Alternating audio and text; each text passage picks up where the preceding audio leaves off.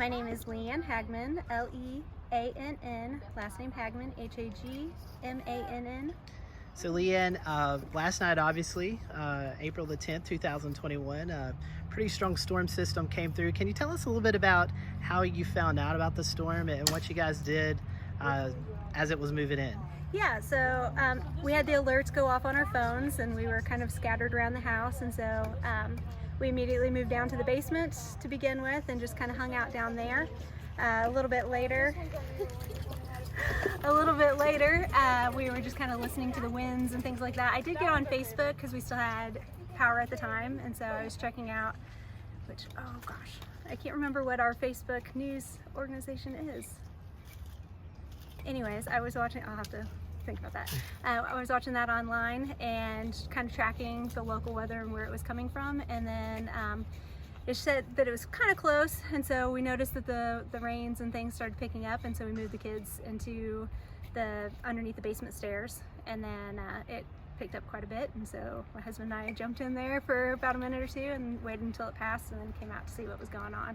Just curious, as we are in severe weather season, is this something that you guys as a family, I see you have a lot of kids around here, is this something you talk about, maybe practice where to go when severe weather hits? Yeah, so my husband and I are both actually from the Midwest, from Indiana, and so tornadoes are a thing there and you take them seriously, and so when you get warnings you move to safety and act like every single time you get the warning that it could be a tornado. And so we've always kind of instilled that in the kids, that when it's time we move, and do that kind of thing. And so we have practiced it just because of the weather that we've lived through, but yeah, so. Well, that's good. I'm glad to hear there was some preparedness and you had those weather alerts come up on your phone. That is something we always encourage people to do. So talk to us. I mean, we see the damage out here today. Yeah. What was it like once everything kind of calmed down? So once things calmed down and the rain kind of stopped enough, of course it was pitch black and all the power was out, so we had no lights at all.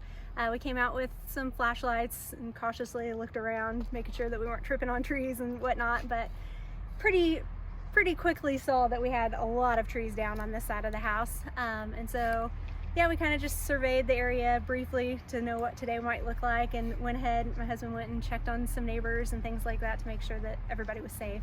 Obviously, we were very lucky. Everybody here was safe. Our house wasn't damaged. It's just trees down and some car damage.